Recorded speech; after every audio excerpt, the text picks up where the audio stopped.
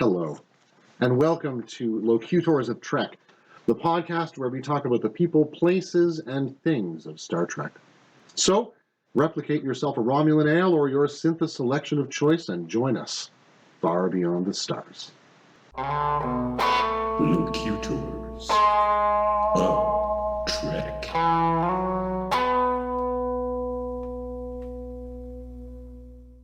Program initiated. Enter when ready. Jolon True, it's me, Davin, And me, Dave. also known as Plain Simple Tailors, and Locutors of Trek. Thank you for finishing that sentence for me, Dave. You're welcome. I like to jump right in there. Today's theme is justice. Now, justice is an abiding concern for the human species. The eminent ancient philosopher Plato, or as some in the ancient world called him, the divine Plato, defined justice this way. He said it was to tacheo tu praten, to do the things that pertain to oneself. He was talking about it in terms of an ordered society where people took on specific roles in which they could best flourish. Now, in some ways, that sounds a little bit like the Federation to me. People go into the directions and don't have any economic reason to not pursue their interests and their gifts and develop themselves in the directions they choose. So there's a certain consistency there from that very ancient foundation out to at least some of the Federation's, or at least the human contribution to the Federation's values. But justice, like beauty, can often be in the eye of the beholder. So today we're going to make our way to court in various types of places and think about what is just in the infinite diversity of the Trek world. But first, why don't we explore the idea of our dream crew Ooh, how can I do justice to this? on, perhaps, dream concept ships. vessel or Okay. what have you? Right on. Okay. So we've got a few positions to fill here. We'd have to set ourselves up at least a general bridge crew plus a couple of the other staff that would normally be coming through there. So that means a captain, first officer, science officer, tactical, security, engineering, a doctor, ops, con, and a counselor. We'll Where leave do we off start? comm officer because there's only two to choose from, and the position itself has been absorbed into into ops, other bridge roles. tactical. Yeah. So we're really doing a sort of a more 24th century oriented bridge crew here. Yeah, Or at least what if. yeah. This is like a what if in a way. What if you and I? Could staff our own starships. Yes, exactly. Yeah. I suppose in that case I would have made a different choice for captain and I would have made it Captain Me. barring me as the existing captain. characters only. Yeah. No Captain Dave, even though I'd watch that. See? Paging CBS and Paramount. Captain Dave, Star Trek's newest offering in the fall of 2021. So, which captain did you choose? This is going to be a huge surprise. Picard. You? I can't say I'm surprised. Is my surprise going to be any greater with your choice? Jellicoe. No, just kidding. I'm just kidding. I actually mean, that Bolian guy. Oh, yeah, the bowling guy. He's great. The bowling Very guy. captainly. I choose him. Good old Captain Riggs. No. Of course, it's Benjamin Sisko. I'm kind of approaching this as what's the show I want to see. Okay. I could watch a TV show with the characters I want, just to see the different dynamics. Sure. Ben Sisko. Ben Sisko. All right. Lovely. Now, first officer. My first officer is Raffi. Nice. I think she would work well with Sisko, for one thing, because he's sort of the tactical guy, ponder the philosophy and repercussions of all his decisions. He's not the kind of guy to go out and find the information and things like that, whereas Raffi has shown that she's just magnificent at that. Yeah, that's true. And has a compulsion to do it. Sure. Where Picard, just calls her just like, so I know you're researching the thing. Carry on. Carry on.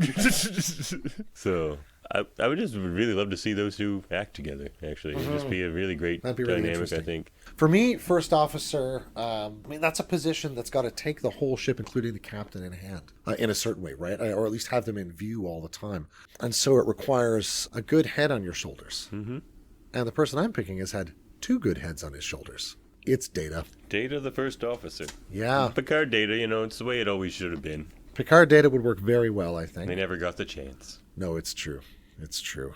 But yeah, I think Data would be an excellent first officer. I don't know where you're putting them, but they make all kinds of sense leading the flagship of the Federation. I don't know where you're going to put them. We'll save that for the end. But unless we're talking, later years Picard, who nobody in the Federation likes.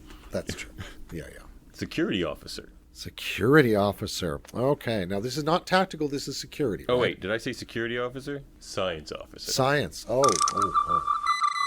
Science. Not the sweet science, just science. Just science. For me, this is, again, well-rounded crew member who has tons of experience. Jadzia Dax. Mine as well. I mean, honestly, for me, it was a toss-up between Jadzia Dax and Spock. Me too, actually. Spock would have been a wonderful addition to any crew in the modern Trek era. And he's the one character that can really transition that way, I'll explain later why I ended up with Jadzia over Spock, but I was having the same. Sure. Well, that's pretty much all I was going to say about Jadzia, if you want to. Well, no, it's like you said, several lifetimes. She brings, except in certain moments, Cisco and Raffi, they're a serious pair. Jadzia lightens things up a little. And through her lifetimes of experience, she's confident enough to do so. Yeah. And I think that bridge and even the wider environment could use Jadzia. And a good science officer. I can see that. Sure. How about tactical? Tactical. I chose just because I wanted her on the bridge somewhere. And this is the position that makes the most sense, I guess. Mariner. Oh, right on. I wanted her on the bridge somewhere. I couldn't have her at ops because you can't have her coordinating things. Oh, my God. And, she can do everything. She's a good science officer. I even considered her for first officer, but she's just not. It would be a disaster. Cisco wouldn't have that. But yeah, so have her at tactical. She's good at that. Mm-hmm. Sure. When you need a tactical plan in the heat of the moment, Mariner's the one that has it.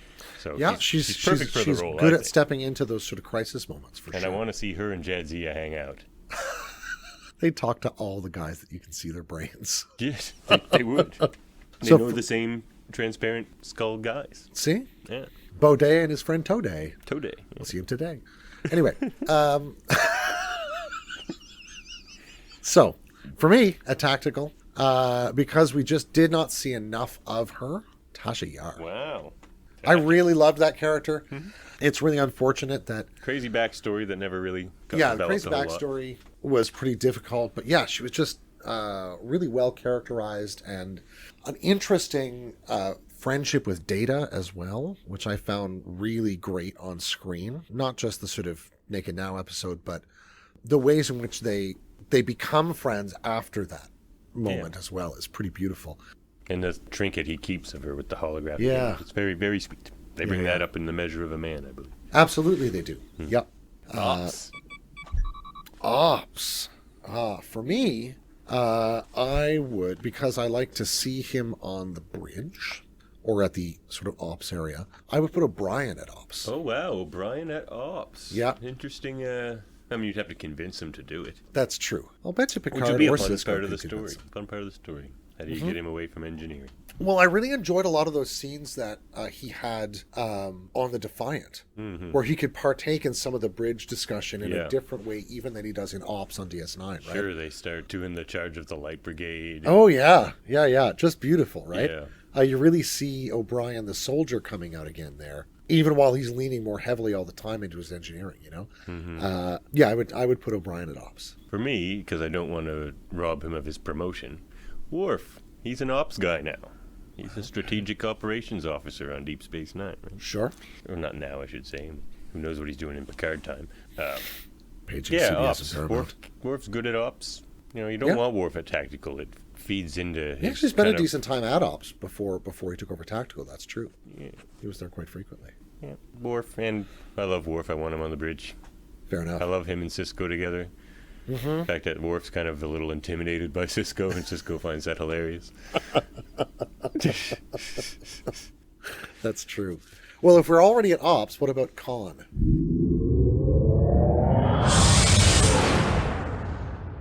Khan might be an obvious choice. I don't know. I picked old Tom Paris. I do enjoy Tom Paris. I like his nostalgia, and he just adds different kind of interests and things to the environment, to the crew. I hear you. Not just interested in his job and Starfleet things. He's just like, hey, let's watch a movie, or let's Yeah, that's true. He's Captain an interesting Proton character. We don't get to see him except in the first episode at Deep Space Nine, just in regular places, not in the Delta Quadrant stranded. That's true.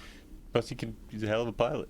That's true. Well, my pick for Khan is also a hell of a pilot. Has a silky smooth voice. Good old Oh my. suit. Oh my. That's right. Oh my. Iharu Sulu. Can't go wrong. Indeed. Swashbuckler. Great sword fighter. Mm-hmm. Yeah, one of my favorite scenes is him from Undiscovered Country. Fly her apart then! Oh, yes. Love it. One of my favorite scenes in the whole franchise. Fly her apart, sir. Fly her apart then. And he's just looking at that guy like, you better fly her apart. I'm coming over there right now. Like, holy crap. He's a great captain. Oh, yeah, he is. And it's what he always wanted. He's just like, I want the next big ship. I want the next better than Enterprise. I want the big thing. And I want to captain it. And he got it. So. Yeah. Yeah, it would be interesting. That would be an interesting character just to see more of. Just have a whole Sulu series would be great. Okay. Engineering. Oh, I know we don't have the same one here because I kept O'Brien there where he wants to be. He's Aha. gonna be my engineer. He can keep everything together, working good. well, I have LaForge. But he's a man of the people. His crew loves him. He's a Union man. He's a hero like Sean O'Brien. That's right. 37 bullets they found in him. He was a Union man. Hero. A Union man. Better than a hero, a Union man. That's right. Yep. Yeah, I would have put LaForge in engineering. I love watching LaForge work. It was between O'Brien and him for me, and I just went with the chief because I just love. There's a bit more humor to him than LaForge. That's true. Yeah. Not that it's all about the humor. Geordi keeps things running good. Oh, he's very Just keep him out of the holodeck. ship-shape and businesslike. Oh, yeah. Oh, so now I think we've got only a couple of positions left here. We've got security chief. Doctor and counselor. Doctor and counselor. Yeah. Well, how about your doctor? My doctor is a character I don't think really gets enough love because, honestly, he was involved in one of the worst episodes of Star Trek ever. Phlox. Oh, Phlox. What's the worst episode you're talking about? When He's mine as well, by the way. The I dog love gets Phlox. sick and Archer spends the night in sick bay and there's all like the tongues. Like it's all kind of gross. I thought it was hilarious. I like but that it gets a episode, lot of Does it? It A gets Night a in lot Sick of Bay. flack, that episode does. When he's pretending to be the Falcon to like scare the... He's like chasing the bat around. Oh my god. I loved that. I love that episode. But I love everything with Phlox. I just love Phlox. Yeah, I think he's Like think that he's big marvelous. Smile he can do from like... Oh, yeah. And his openness Yeah. to the whole of the world is just Everything, absolutely delicious. Oh, well, this will be interesting.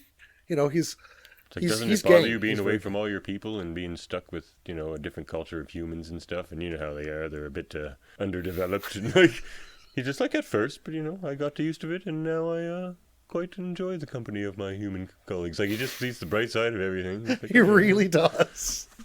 Oh, but he's great. Man. actually, he's got The one of the actor's best great, too. episodes I of do love the Enterprise too, actors. when he's writing to the other doctor. Sure, That's a Doctor great who comes episode. into the series later as well in Yeah. a horrific fashion. Oh yeah, that's true. Now, how about your security chief? Oh, here's why I didn't pick Spock. I already had a Vulcan, and they're all kind of similar in a sense. So you really only need one on your cast, and it's Tuvok because I love Tuvok. And Did I just hear you say that all Vulcans are the same to you? No, is that what I said? I said I meant to say they're the same, similar type of character where they're just like the. You're canceled from Vulcan. Oh my god. No IDIC for you. We'll just have to not air this episode at all. Oh my gosh, this has been removed for harmful Vulcan. But I think there's a reason we've never seen more than one Vulcan on the main cast of a crew, because they all have the same position usually. Yes. At least, Yes. And I mean, the role they've kind of developed in Star Trek is being a kind of foil for the more emotional humans Yeah, as well. exactly. And you don't really need two of those. I mean, they sort of did with Tuvok and Seven, A little bit, yeah. and that was fine. But Tuvok's he's a great character. But I love Tuvok. Yeah. He's funny, and he knows he's being funny, but he's pretending like he doesn't know he's being funny, and it's this whole... it's like, you always have to have the last word, don't you? No, I don't. His conversations with Neelix are particularly delicious. They're good, yeah. Oh, man. Mr. Vulcan? Mr. Vulcan? Oh, yeah. Mr. Neelix. Great Calto player. True. True. Yeah. And a great meditation teacher. True. Helps keep the crew calm. Yeah, he took care of Suitor. Yeah, that's true. Another interesting Big character. change with Suitor. Like, Yeah. Suitor, what a great character Suitor was. We'll have to do Suitor's a little arc is really side interesting. talk on him. Yeah, Yeah. great arc. Your security. My security officer is like the long shot of this whole crew. It's Odo. Odo, I thought about Odo. I would love to have Odo come back and just hang out on a Starfleet ship. I can't imagine him ever doing it, which is the problem. No, so that's I don't, why I'd cut him. like, I the had him problem on is there. how you would write him onto the ship. But then I ended up cheating anyway. I was like, he's not Starfleet, I'll keep him off the list. But as you'll see with our next one. This is Counselor? Yes, Counselor. But yeah, Odo'd be good. He's Yeah, Odo'd be great. great actor. Good character. Mm-hmm. My Counselor, Uh-huh. not in Starfleet, Oh, nor would ever be in Starfleet. who is it? But if you need somebody to soothe your weary soul or your weary bones, the person best equipped to meet those needs is obviously Quark.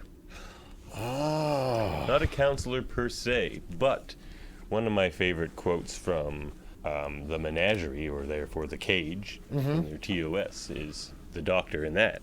He's giving Pike a drink, and he's just like, what are you, my bartender now? Because he's the Doctor, and he's just like, no, but we get the same type of clients, people who are living and people who are dying. Yeah. Yeah. So they're not so different, a counselor and a good bartender, and Quark takes it very seriously. You can see him doing that That's kind why of he, things with people sometimes. Right? begrudges Warfel. He's like, he doesn't really share much with his bartender. Yeah. Yeah. You get to spend some useful Ferengi advice. Keep humans from eternal destitution. Which is important. Yeah. Now, my counselor is again not in Starfleet. I really love Counselor Troy as a character. Me too, I almost put her on there. And her appearance in the Nepenthe episode of the first season of Picard was just amazing. Such a good. beautiful episode and a script, and she played it so beautifully. Marina Sirtis, man. A plus. Yeah. My counselor is Guinan. Different kind of bartender, different kind of Goes alien. perfect with your Picard captain. Yeah. That's his guidance, his guiding light a bit. Yeah. But I mean, I think, in the number of effective human lifetimes she's lived, she's just garnered a lot of wisdom. Oh, for sure. And she's good at listening. She's read the rules of acquisition. Oh, I'm sure she's read the rules of acquisition at some point. I think Guinan would be my counselor. Now, what are your people the crew of? Well, I think this crew, except for maybe Tom Paris, but no, he would enjoy it too as well. The first Federation space station in the Gamma Quadrant. Ooh. Not a DS9 Terok Nor style, because that's Cardassian, but the first Federation. That's why they have Ben. Ben's back from beyond. And then they need someone to, be familiar with and handle the Gamma Quadrant, and That's two, true. know how to be familiar with and handle a station. He's the He perfect is guy of for this. Bajor. Right? And he is of Bajor. Yeah. Quark keeps Raffi, Jadzia, Ed, and Tom Paris and Mariner entertained. So I had that crazy bunch. Cause I gotcha. Well, at least they're not going to go stir crazy, because Quark can get them what they need. And that's why I had to have Tuvok in there, because my crew was getting a bit ridiculous. Like even Phlox is a bit ridiculous, and O'Brien, like they're all a bit ridiculous. So I needed a Vulcan in there to just keep the place from falling apart. Right. I gotcha. Tom's got nothing to fly. That's my thing about Tom Paris. So That's true. So he's there, how He'll does build he himself drive something to fucking- fly. Yeah, That guy gets he's got the Delta Flyer. pretty handy. They call it the Gamma Flyer. Yeah, that's true. He could build himself a Gamma Flyer. Gamma Flyer. Oh, I This like one this looks idea like a even more. minivan, Tom. CBS. I mean, you can take this idea yeah. too. Now, I think my crew here is the crew of a ship that answers a question Picard once asked.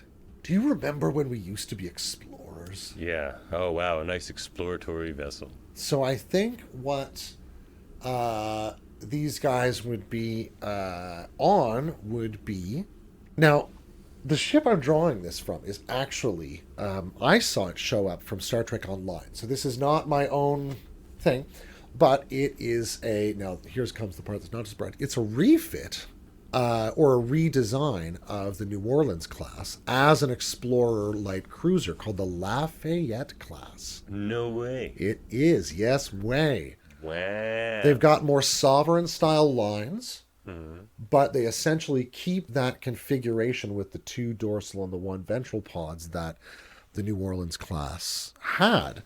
But of course, they would Equipped be for updated long with range, the kinds of not exactly. returning. So you could put a bunch of for sensor pods a up decade. there and all sorts of stuff, right? And just head away on a 5-year mission. Wow. Which direction did they go? Oh, first start at the left and straight on till morning, man. You know, I would love to see them head further out toward the edge of the galaxy, but there'd also be something really interesting in heading straight for the core, which would be one of the shorter routes. Pardon me? Civilizations would probably be older. I would when you imagine head inward. in that galactic core, because the stars are going to be older, Yeah. right? I imagine. I may be totally And- wrong about that, but Things get more dense. Also. Sure. It'd just be civilization upon civilization, and they wouldn't have to get far to get there. You know, you're not in one. Yeah. You're not in one species territory for very long before you're in the next. no, it's true. And you know, we really, when you look at the galaxy we're in, we really are on sort of the outer Oh yeah. outer third Outer arm. of the galaxy. You know, there's an awful lot of directions they could go that would be pretty amazing. You know, they could send an exploratory ship back through to the Delta Quadrant, or start exploring what used to be Romulan space, because I don't think the Romulans are governing much of That would anything be at this interesting, point. actually. You know? Tomalak might pop up. Yeah? Oh, he can't. Yeah, the actor's departed. Well, yes. R.I.P. Ardras Kasulis, but Um, maybe Tomalak's son, Tomalak's son, Ramalak, Babalak. Babalak. Okay, we're bad at naming Romulans. I thought mine was realistic. Mine was bad. I assume a return to more episodic storytelling, That's probably best. more one-off stories in yours. I would like that. Yeah. I mean, for me, that my preference would be a kind of hybrid. You know, where you can develop Like some... Deep Space Nine, originally. Yeah, very much like the first few seasons of Deep Space That would Nine. be my model as well at this stage.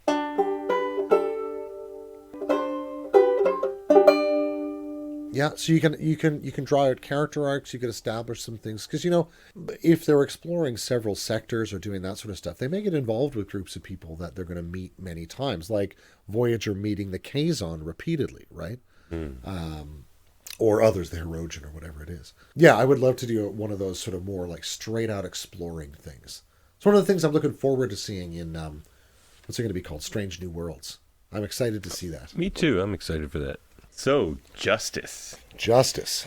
Just about every series, I think, has some episodes that tackle some form of justice, whether it be Starfleet justice, or Klingon justice, or Cardassian justice. We see a lot of different interpretations of what justice can mean. Sure. And in a lot of cases, they get into it pretty deep in certain Star Trek episodes, and they really try to explore these alien forms of systems of justice. Absolutely. Yeah. And there are even moments where appeals are made to a form of natural or sort of intuitive justice, where they're beyond the bounds of any traditional sense of sort of a legal or even a moral or ethical framework that would be shared. I think the first time we see something like a trial in Star Trek is in TOS, and that would be the menagerie. The menagerie, sure. It's just a way to sneak the footage they had from the cage in there, but they made it as a trial against Spock. Sure. And he's not talking. This is the one with Pike. Yes. In the Famously disfigured Pike. yes, in the little box machine, Yes.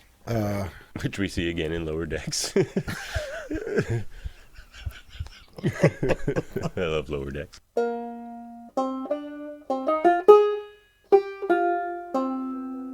Yeah, and this is an interesting episode in that it's one of the first to flesh out a concept of Starfleet justice. Yeah. And it resembles very strongly military or naval tribunals. In fact, I think there's in the episode Measure of a Man, the lawyer who's going to be arbitrating the dispute is in fact called a JAG officer. Yeah. Which is an American military term. Yeah, and it's an interesting episode in that it attempts to find a suitable recompense for this figure of Pike, for whom Spock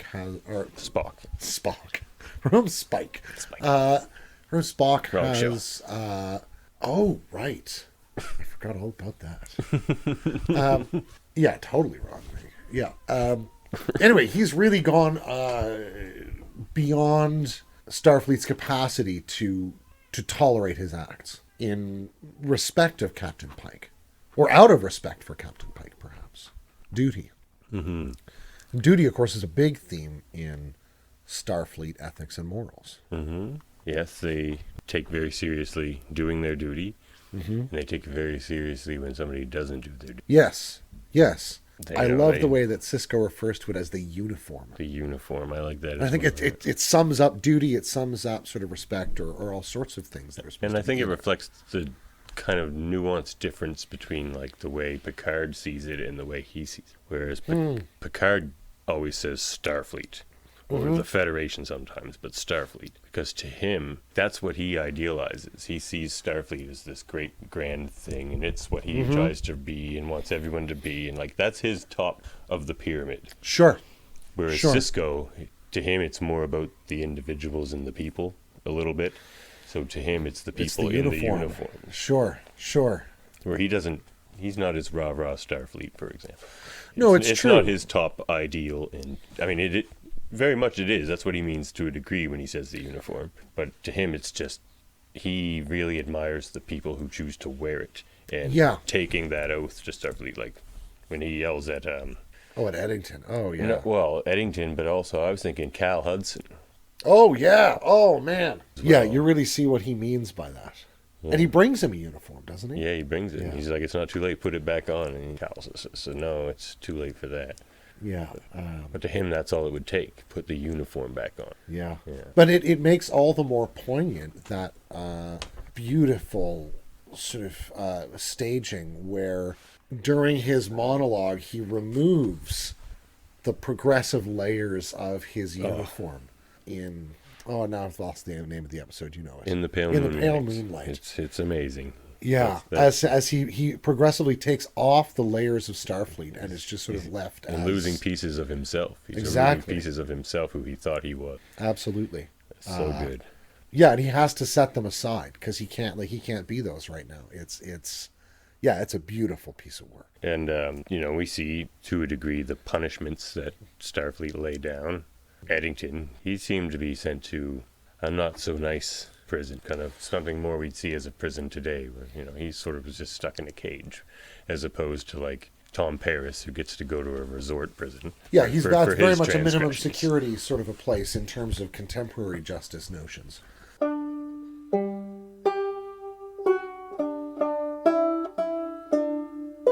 And then we saw what happened to Burnham, where she was treated... Well, we didn't really see where she was going, but she was, in cuffs and stuff, so they were treating her as a dangerous criminal anyway. Yeah, and it's a pretty miserable planet they're on when they're leaving, isn't it? Yeah, I think already. So. Or they're heading to a miserable one, and that's what they're warning her about, I think.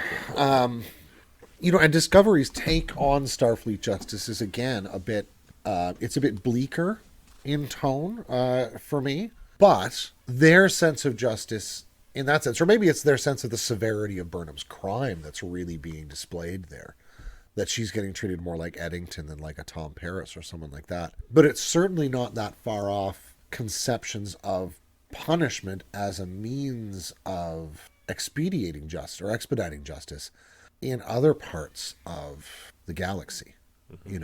I'm thinking of Rura Penthe or the Dominion prison run in which... Worf is forced to routinely fight Jem'Hadar soldiers. There's an awful lot of punitive imprisonment in the Milky Way galaxy. Sure. In fact, it seems to be a very widely spread phenomenon. TNG has a lot of episodes like that are trials. Mm-hmm. It begins or as one. tribunals. Yeah. Yeah, sure. Trial for the sins of humanity. Yeah. Yeah, it's a big one. It's a big Yeah. place to start. Yeah. And I like Picard's way of beginning there, that he nails Q down to an agreement about how they're going to proceed before he'll even agree to the matter. And Yeah. it's one of those things that really clues you into what kind of captain this is, and that this guy isn't Captain Kirk, but he has that sort of captain's boldness or captain's sort of forthrightness in a certain sense, right? So, Dave, had you had the burden carried by Q that day, was humanity guilty or innocent? Q's trial is, specious at best, but Yes. illustrating the comparatively short time it's been that humans have been peaceful at all, in any measure, is a beautiful way to challenge in one sense, challenge the conceptions that had founded the original series, but affirm them in respect of saying that no, the Federation is not like those things. What we have is a society that is remarkably different in a number of core respects. And that, as a question, placed as a question essentially of justice, how do we administrate just action, either between ourselves or to redress problems when they occur? That brings me back in some ways, circling back to Plato's definition that I quoted at the start, ta taheo tu praten, right? The doing of the things of oneself. And in one sense, Q would be reading that to say, just stay in your lane, humanity. Stay where you're supposed to be. Don't go out. That's partly what he's proposing to Picard and the crew of the Enterprise. Basically. But their reading of it is, no, we must do what it's in us to do. Like the Vulcans were saying to the humans in Enterprise times. Yeah. And that's a theme or a thematic that I think he's picked up in Enterprise. And I don't know if it's grounded in, Encounter at Farpoint necessarily, as opposed to other things, but it certainly manifests that same question again, It's funny. Thomas Aquinas begins his Summa Theologica with the same question. This is his masterwork, volumes and volumes and volumes long. I've got a copy of it at my house that I think is literally like 9 bookshelves long, or maybe 4 bookshelves tall or something like that. Shelves, not the 4 actual bookshelves. Yeah, bookshelves work best when made vertical. It's true. Yeah. He there quotes, one of the Psalms or something, saying that I have reached for that which is too high for me. But his objection is, if it were in fact too high for us, we would not even desire it. Yeah. And I think this is one of those, he also talks about Revelation and stuff, but the point that connects with It's like in a theoretical sense with the ant on the paper. Yes. It's just like, if it's outside of your realm of experience, then yes, it doesn't matter. Yeah, like if it's unthinkable know. for you, it's not going to show up. And if Yeah. it is thinkable, then you can think it. And in that sense, what Picard is saying is that our horizons have broadened to the point where we can make these kinds of contacts. Sure, we're going to make mistakes. Sure, we're going to fall and fumble and foible. And, Q presses this point at a number of removes over the series. When he grants Riker membership of the Q Continuum temporarily, or when he flings them out to meet their first Borg cube, or every time he shows up almost, He's pressing this theme that, well, there's our co-pilot. That Our third host is here again. Humanity is sort of too big for its britches, but I think Picard's answer is no.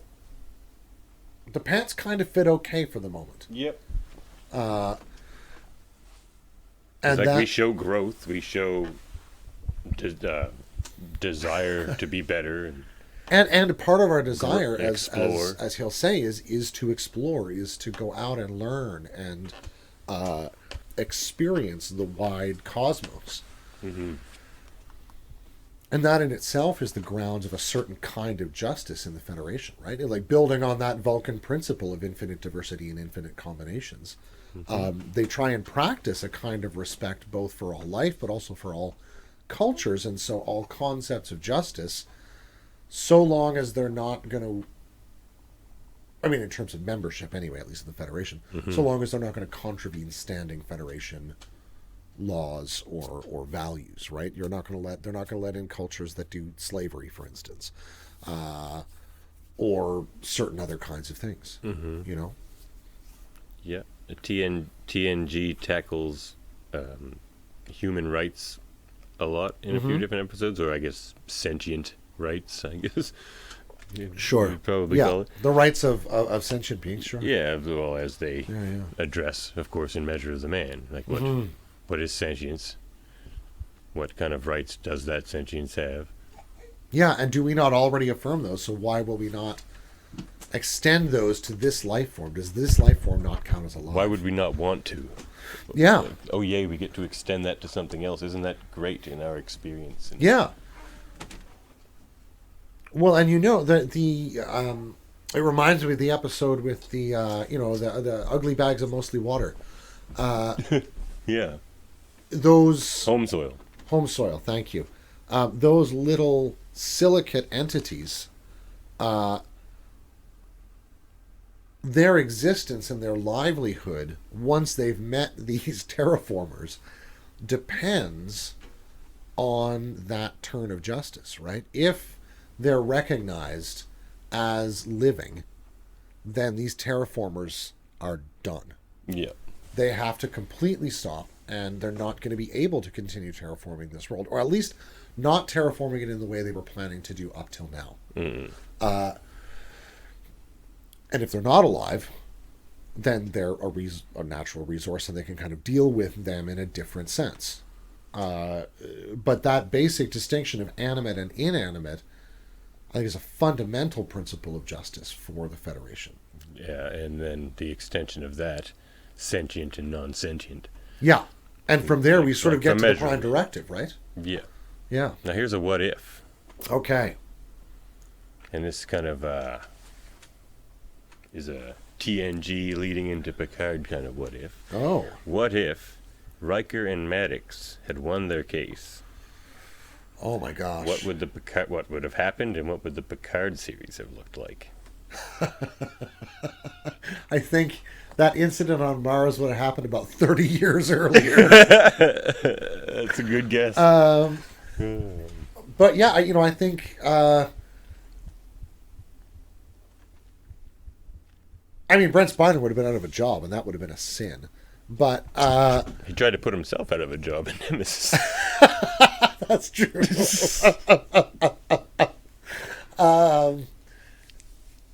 But yeah, it would have been a dark day for the Federation. We would have seen a lot more robots and sort of droidy things showing up on starships, I think. Would we have seen Picard lose his faith in Starfleet at that moment instead of during the Romulan incident? I could have seen that, yeah. Yeah. Where that was it. That's the last episode of TNG, because the star and captain leaves the show. We're bothering our co-pilot, I think, now with all this talk. Well, what's interesting to me, though, is that I'm not sure that... I'm not sure they made it entirely clear what Picard's view of the synthetics was. Because he certainly seems dismayed that they're going to be shut down and disassembled. But he also doesn't necessarily seem to have been campaigning for their liberation either. And I can't imagine... Now, maybe we just don't see that moment in his career. Maybe that's not a fight he can fight because he's busy trying to save the Romulans. Who knows? But the length of time those synthetics had been in service looks to be about probably 8 or 10 years anyway. They're pretty integrated into the workforce and all sorts of stuff. Yeah, sure. All the infrastructure on the station based around them working it. Yeah. But that would have meant that only shortly, like a few years after Data died, those synthetics would have been out among the stars, just galling Data's memory every day, galling the memory of that trial, you know?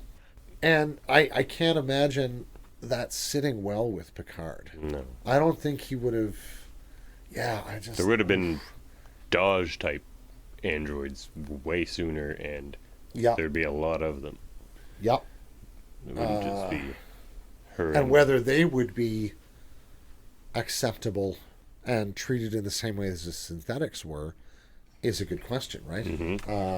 Because you're right. Bruce Maddox would have been doing that stuff way before he was able to in the timeline that we've seen. No, Data would have been wires pretty quick. Yeah, so a real crime would have been committed. Yep. Against... An injustice. Yeah, an injustice against a whole species, as Data says it. The species of one, as Picard says it. Yeah. That's true. At that point, Lore is only, about 8 months into his just about 2-year trip floating through space. Yes. Mr. Scott reminded us of that the other day. Yeah. That is a slow way to travel. That is, especially for a guy like Lore. They were at warp when he was transported outside the ship. I guess they can survive that. He can survive that, I guess. How long is warp bubble held up? Not long when it's traveling away from you at warp. Comes to a skidding stop several light years later, into real space or into sort of normal space-time. And so also on TNG, though, we see the drumhead, of course, which is an unjust trial by a bit of a fanatical prosecutor. Yeah. And it touches on someone's human rights as far as what sort of accusations and interrogation they should be subjected to with very little evidence.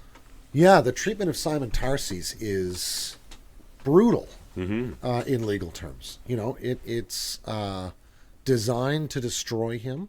It's designed to inveigle the ship and to imply that the flagship of the Federation is rife with sedition, treason, traitors, something that Nora Satie will not abide. And her paranoia and her desire to punish come out, I think, is probably the two strongest notes in her character in the end. And one of the great Picard speeches in that one, though. We are all injured. That's true. Yeah. That's true. Like, as soon as you step on the rights of one, it's just like, it's off to the races. And this is a sort of implicit principle of justice that seems to me to point to the fact that in the meeting with other sentient species, we have to be thrown back to first principles, because we can no longer speak of things like simply human rights, because that becomes a partial view, right?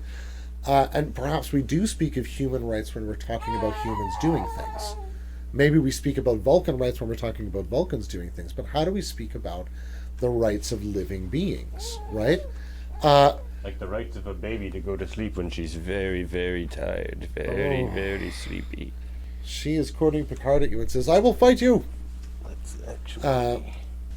the question of how we frame moral action puts me in mind of the great categorical imperative of Immanuel Kant, right? That one should always frame the maxim of your will such that it could be a universal moral law.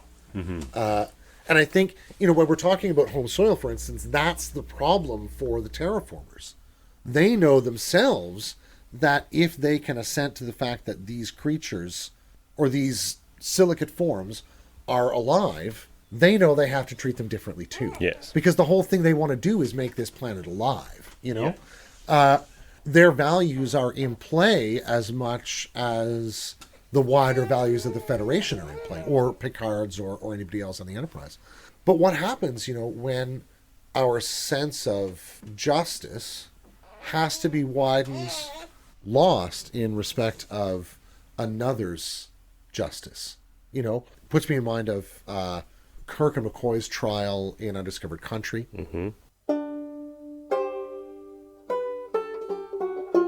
Their Rura Penthe sentence. And Jonathan Archer's very similar trial. Indeed. Or O'Brien's experience of the Cardassian justice system, where he's frankly told straight out that the point of this is to show the people justice in action, not to deliberate about whether you're guilty or not. We've already decided that. Yeah, the Klingon justice system objective, at least where we see it, it's just about getting to the punishment. Yeah. It's not about so much the grand spectacle of the Cardassian method, where to make the people feel better and to see that justice is always right and always in effect, always working. Don't worry. Well, and the Klingons who value pain. Yeah. Right? Want to see the death sentence. The compensatory pain, right? Yeah. They're never happy with that Rura Penthe sentence. Seems light. Yeah, they're not thrilled about that. No. But I find the Klingon lawyer character played by J.G. Hertzler in Enterprise one. He's so exasperated. I can't control my client, please. Aren't you going to say anything? Or aren't you going to cross-examine him? Just, why? He won't say anything that would help you. He's very to the point, though. He doesn't like to waste his own time. Nope. He realizes it's a lost cause. It's about appealing to the few times that you've helped the Klingon Empire and hope that they don't kill you, basically.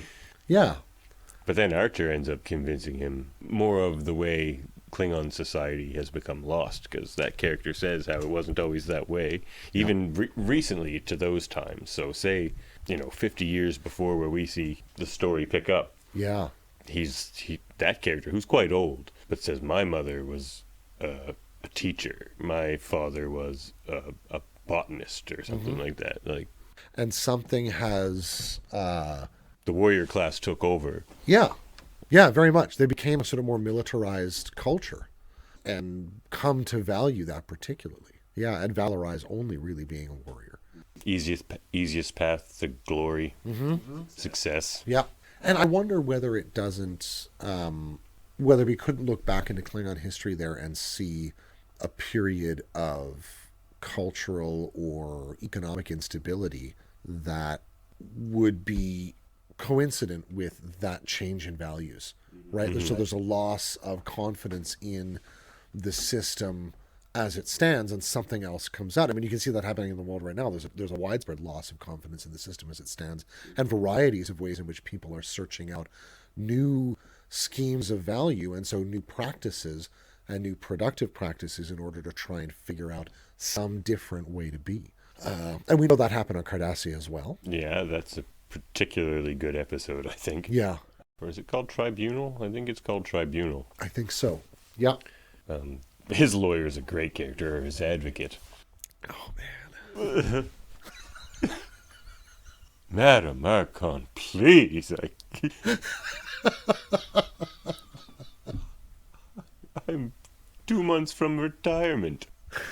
Oh, my. He's like, don't you ever want to win a case? He's just like, you seem great at your job. You flatter me, sir. You flatter me. Madam Archon. He's just having the worst day of his life because this one guy doesn't want to be guilty because he's not. Yeah. He's just like, no, you're already guilty. He's like, that's not the point. He's like, what is the point? Like, look, I don't know how you do justice on your world, but the point of justice is to make the people feel better. Right? And when you put it that way, it doesn't sound so insane. No. Except that a human experiencing that kind of justice... the rights of the individual aren't as much of a concern for them. Precisely. And that really confronts the human values about the rights of the individual. That guides a lot of their ethics, right? Because they're always trying to harmonize individual and group. And the Cardassians have a very different recipe for that. Brian, this is the biggest sham trial joke of a justice system I've ever seen. He's just like, good, keep up that defiance in the trial. It'll make for great television. It's true. It's true, didn't it? This is our Archon Judy. A great episode. Odo shows up as his Nestor. And we see... And they don't give up on him. They believe his innocence. And yeah. they, like Cisco and, Jadzia, and they don't rest until they find proof. Yeah. It's nice when they bring in Boone, and Madame Archon sees him. She's just like, well, this trial is over, and as we know in our courts, sometimes it's important to show leniency and compassion. As you know, our courts are often very compassionate. Absolutely. So we think, given Mr. O'Brien being a family man, put him into the custody of his captain.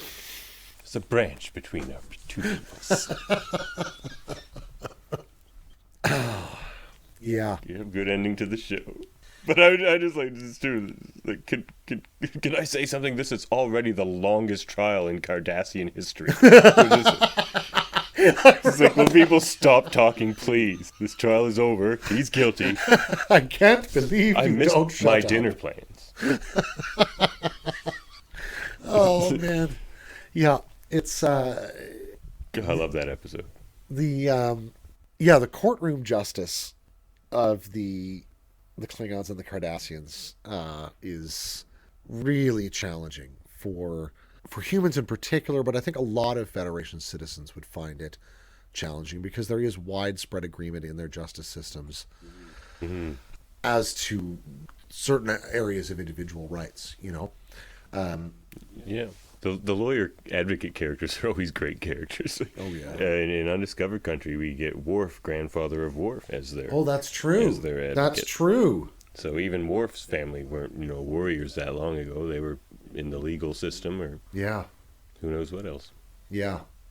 I would have liked to have seen the Klingon culture before it was entirely warrior, just to see what it was like. It still would have been a very strong culture, and Oh, sure. And they already had an empire by that time, so they were certainly martial anyway. Yeah. But they weren't so single-mindedly No. homicidal as they do appear at several moments in the original series, TNG, DS9. another favorite lawyer character of mine is played by Ron Canada in the DS9 episode. Is this Worf's trial? Yeah, Worf's trial. What's that one called? Is it Judgment? Yeah, the Klingons want to have Worf extradited for destroying a shuttle, Yes. a civilian shuttle on a mission that decloaked, strangely enough, this cloaked shuttle. But before he even saw what the target was, he shot and destroyed it. So it's Cisco's job now to defend Worf against this Klingon lawyer. Yeah. The judge being a Vulcan admiral, who the Klingon says he has faith in, that she will, award the victory to whoever, as he sees it. He sees it as this grand battle in court here. He's like, the truth is not the truth. The truth is to be won. Yes. He's like, the truth is what you can convince other people it is, essentially. Yes. Yeah, it's a matter of contestation. Yeah, that's an interesting kind of difference. Klingons look at justice as well, Yeah, and yeah. truth even. Well, everything is almost trial by combat with them, in a certain sense, right? Whereas for the Federation Starfleet types, justice is very much about either arbitration in terms of settling political or personal disputes, or it's about finding the facts of the matter and saying, nope, that's what happened, so now we work with that answer. Theirs is very much a kind of a correspondence notion of justice in that sense, right? Yeah. They're saying justice appeals to the truth of the state of affairs of facts as they actually stand. And that's what we have to work with. Whereas, this Klingon lawyer is saying, my truth is a batleth, and what's yours going to be? How are we going to sort this? You want to step onto my battlefield. Well, and you can see there also, I think the point you made earlier about the transformation of Klingon culture has come to roost in this lawyer's heart, right? Because this lawyer wants himself to be a warrior in his own domain, right? And is insistent upon putting it in those terms. Partly to try and goad Worf, I think. Yeah. But also Which worked. to appease his own sense of Klingonness, which is now, at this point in their history, founded essentially in a kind of warfare as culture. which is always that battle Worf is fighting within himself, too, that battle of culture. Absolutely.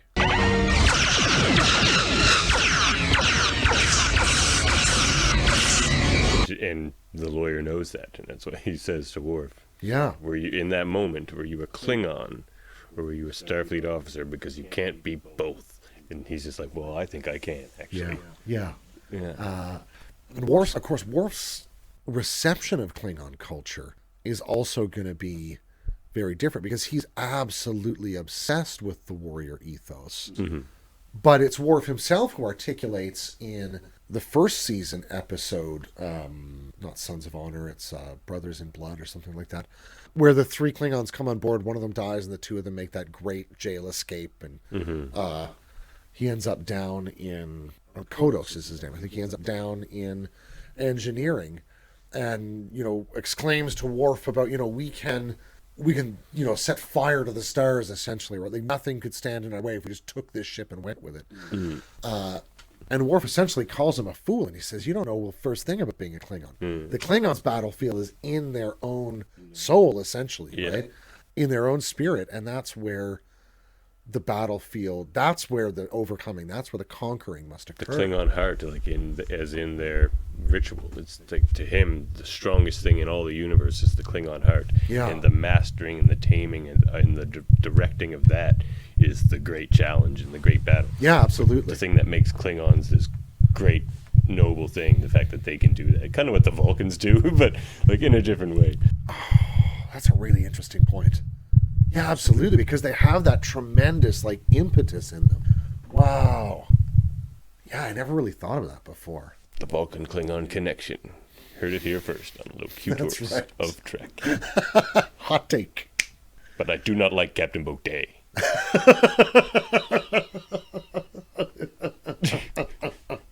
But, we do see, again with TNG, because it had a lot of stuff with justice, but Worf is subject to a lot of different Klingon justice and injustice. Yeah. Based on the corruption of their system as well. Now, it's not so much their legal system as their political system, but they seem to be intertwined. Sure. There are legal ramifications to the kind of discommendation he's put under. I think essentially he's not even really a Klingon citizen ultimately at that point. No. Stripped of all his lands and everything, he's got nowhere to go. Yeah. I wonder where Worf's lands were. Yeah, right. Well, I assume there must be some on Konos. He talks... Well, no, who does talk about them is when Alexander comes back and visits himself. When Alexander's an older fella, played by the actor who plays in The Defector. Yes. He plays a lot of good characters. Yeah, he comes back and he's telling the younger Alexander what his lands are like. He's like, you can go to your uncle's place where there's a crystal clear lake where you can see the bottom and swim with, it sounds like it's got some nice land. And he's like, there's mountains and yeah, so sounds like a pretty nice land they had that all of a sudden was taken from his brother, on a decision Worf made. All of a sudden, people are showing up and kicking Kern off the property, and all his cousins and the kids. Yeah. Yikes. Big ramifications Worf did not think about at the time. Yeah, absolutely. Well, seeing that he didn't know he had a brother. Well, he knew he had a brother. He did at that point. Never mind. Oh, no, he did. That's right.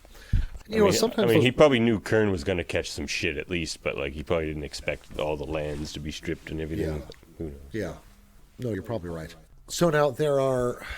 Well, speaking of punishments, like discommendation, you could say a bit cruel and unusual, I suppose, but when DS9 really showed us some cruel and unusual punishment with the episode Hard Time. O'Brien must suffer. O'Brien must suffer, and I agree, because those are some of the best episodes of Star Trek. I really love every O'Brien must suffer episode. They're pretty great. Hard Time is one of the best. Oh God! Really Actually, shows for sure. the goodness of the character too. But his real humanness, the finiteness, the sort of the fragility of him as a moral and a juridical individual, where he has become someone who would almost strike his daughter, and the only way he can think to deal with that is he has to go kill himself now. Yeah, he's just he is now so far from what he was. he doesn't even know if he can get that back, and he doesn't think he can, obviously. Yeah. And it all because of this crazy punishment where they just make you, I mean, it's hard to even imagine it, where you just live. I mean, it's sort of like the Resican thing, I guess, where you're made to live a lot of time in a small amount of time. Period. I think he was out for they had him for 9 minutes or something, or 16 minutes. It was 20 years or something like that he experienced. Yeah. In a cell the entire time. Mm-hmm. Mm-hmm. Yeah. The way in which they show his deconstruction as a person to the point where, he just can't take anything anymore. He's just one raw nerve by the end of it, is really brilliant. And, it's one of those episodes to me that connects with themes of justice and imprisonment and solitary confinement in our own world. Much like, say, Chain of Command also connects with the plight of political prisoners or those who have been, disappeared into black sites or whatever, right? There are ways in which these things connect to our present reality without ever, really needing to ever speak of them. The shape is similar enough, That species didn't feel they were doing anything wrong. Mm-hmm. They're like, this is better. You don't actually have to suffer through the time. You can get your life back right where you left it off. I'll just give you this turbo trauma. And now live with it. But to them, they don't think they're really being that traumatic either, because they did seem to take into account how much more difficult it would probably be if you were alone. So they give you that artificial cellmate. Mm-hmm. Or maybe that's just to see how you'll react, who knows. Yeah. But it seems to be some sort of lessening of the trauma, at least in, the political sense. And it may help bind the person into the delusion as well. Yeah, right, there's something to interact with. You keep what is that? What is that big phrase of a social media engagement? Mm-hmm. He stays engaged all right for 20 years. Yeah, true. But it can't be removed. They make it clear you can't remove it. They remove memories in Star Trek all the time, but these ones they make very clear can. Yeah. So I mean, no matter what happens, O'Brien's stuck with that for the rest of his life. It's tough because it took him back too. Keiko says take him back to his days during the Cardassian War. When he didn't like himself then, and he was worried about what he was going to become then, and he's just reliving all that again. Yeah, absolutely. That's one of the things I think that Deep Space Nine of all the shows spends some of the most interesting time with is trauma, and the way that we try and do justice to that, when Nog is living in a holosuite or, no, I mean, just the other day watched the great TNG episode again, Family. Now, we mentioned this last week, but we should probably put this in as a correction. We kept calling it Brothers during the Picard supplemental, but that's because Brothers is the very next episode, and it is about a pair of brothers, let's be honest. But it's also talking about the scenes mostly with Robert and Jean-Luc. We were talking about brothers. Yeah, not Wesley and his dad, not Worf and his family. Why didn't you ever give him prune juice? Great question. That's why Guinan's my counselor. Anyway, hey, there you go. Got her the it's job. Ridiculous. Prune juice. Oh, you're serious. I have all the specs. Oh man, I love specs and diagrams so at home. I love his parents so much. I would see petty officer myself. When they ship very much like this. They're just absolutely delightful. I love Worf's parents. Yeah, they're great. I have all the specs and diagrams at home. Can we go see the warp core? We came here to see Worf. Oh, okay. We'll see you later. Okay. Yeah, he's great. Oh man, he would have been a great character on the ship too. Dang, I should have made him my engineer. But that was our repeated mistake last time, yes, anyway. So we were confused. So were we. That's right. We thought we knew what we were talking about. Yeah, that may be a running theme in this whole podcast, though. It's our charm. Oh my. So where were we? All the specs and diagrams. Oh, right, all the specs and diagrams. I actually do have all the specs and diagrams. So do I. Great minds. I confess, though, if there is one thing in this world that is like a paper thing that I love more than anything else, it's got to be a deck plan for spaceships that don't exist. Oh, man. Yeah. Oh, well, here's a couple things we can talk about. All right. They do some episodes on extradition. Mm-hmm. There's Dax, the episode Dax. Yeah. Where a guy wants Jadzia extradited for the crimes of Curzon, I believe. Yes. I believe it was Curzon, yeah. Yeah. Which is interesting thing to think about as well. When does a crime expire? Yeah. And that people seem to have a similar sense to humans that there's no statute of limitations on murder. Mm-hmm. I'm not even sure that human justice would look at that and say, well, pretty sure Curzon Dax is dead. Yeah, I think. But it's although you different never in know. Troll society, you know. The Yeah. Dax symbiote, you could argue, which he was trying to argue, was the thing that committed the crime. Yeah. It's like it wasn't Curzon, it It's was... an interesting point of contention, right? Mhm. If these are symbiotic creatures, is it possible that the part that abides, which is the symbiote, could bear peculiar legal responsibility, right? Or the host and the symbiote trade off control a bit. There are moments Yeah. where it's more one than the other, or the amalgamation of both, you know. Yeah. Well, and certainly there are moments of like that, right? When Jadzia does the ritual resurfacing or whatever it is, you remember? The Shantara? Yeah. And her pieces come out. Mm-hmm. Uh, Oh, there. Odo Curzon's the best. oh man, Odo Curzon is so much fun. But you know the Remember that time you took up with that girl on... it's Curzon. You remember Curzon. We're gonna go. Curzon, see you later. yeah, I mean, there's a moment where I think the symbiote is in one sense way more in control, Yeah. even though locally Jadzia is way more in control. Mm-hmm. You know, It's not always the ideal job to be the judge in some of these cases. no, It's pretty no, tough. I can't imagine.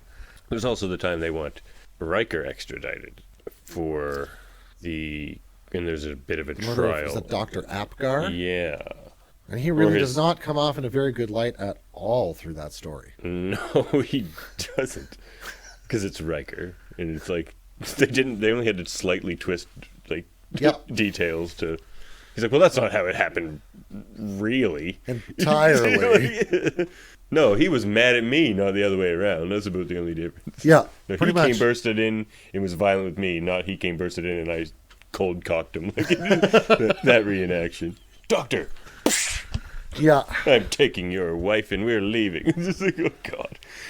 Riker. Oh, Riker. Yeah. Moments Will Riker should have really had a court martial. But I remember, it's funny the scene on the Kubo. You don't think Riker did it, do you? I think it was Troy and Picard. Just, no, of course not.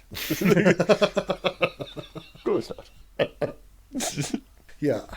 It was the episode Matter of Perspective, I think. I think so, yeah. I guess the only other thing I can think of off the top of my head that we should probably throw onto this episode is the justice of, or perhaps injustice, of taking away someone's right to die. As we see in the Voyager episode Death Wish, where we have very much of a trial type setting there. That's true. It's also implicit toward the end of the first season of Picard. Mm-hmm. It's implicit they haven't allowed him to die yet. True. But yeah, that one in particular is very difficult. Again, Will Riker shows up. Can't have a trial without Will Riker. What's going on He'll here? take any case. Call 1-800-Riker. Yeah, Old Iron Boots. that's right. Old Iron Boots Riker. Thaddeus Riker. Which is who he's named after, the T. That's true. And they named their child Thaddeus. We named the child Thaddeus. Well, that's an interesting question. You know, there are some...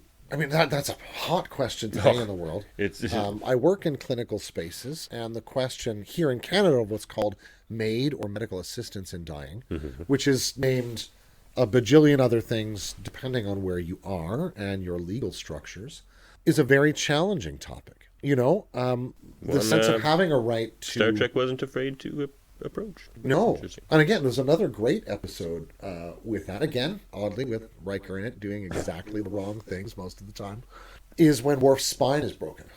Oh, yes. And he wants Riker to kill him. Which in his culture is fine. Yeah. He's like, this is completely moral. This is what a friend does for you. But of course he was twisting that part, and Riker reminded him, in fact, the the ritual is Alexander has to do that, not a friend. Yeah. As soon as a Klingon boy can hold a blade, he is a man. Is that not correct? Yeah. That's where another instance where you see Worf kind of idolizes Klingon culture, but he's never all in. He's never got both feet in. He's got The those Klingon little. pool. He's got those little human pieces in him. You know, those Like Roshenko not subjecting pieces. a child to having to Kill their own kill father. their own father. Yeah. Now, mind you, there are other moments. That's interesting because when Kalar dies, and then he says, "Look on this." Look on this. Right.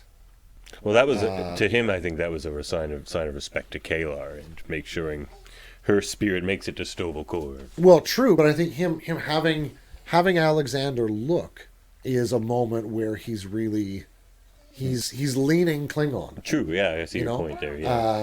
And I can only imagine how little Alexander Roshenko tried to process that. You know, I think it's probably implicit in how we see him, how he shows up in Deep Space Nine later as a sort of not good enough Klingon. You know, I wonder if that very early wound isn't part of how that works for him. Oh, speaking of Klingons, I said the Worf trial episode was Judgment. Yeah. Judgment was the Archer trial episode. Oh, okay. The Worf trial was Rules of Engagement because it's all about that. Oh, yeah, that makes a lot courtroom more sense. battle. in the title. Yeah.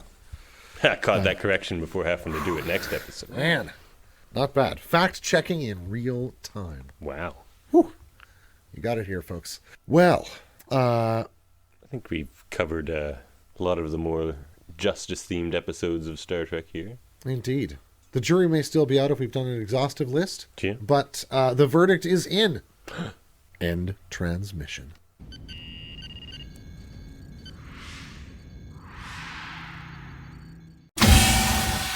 Oh, well, here we are in the promenade. Klingon restaurant. Klingon restaurant, you think so? Let's do it. I suppose we did Vulcan last week. All right. All right, but this time I'm definitely not getting gawked. Last time I tried to climb back up. That's...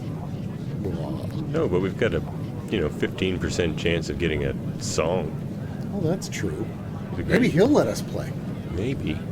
We never had these kinds of problems back in the Negvar days. That's true.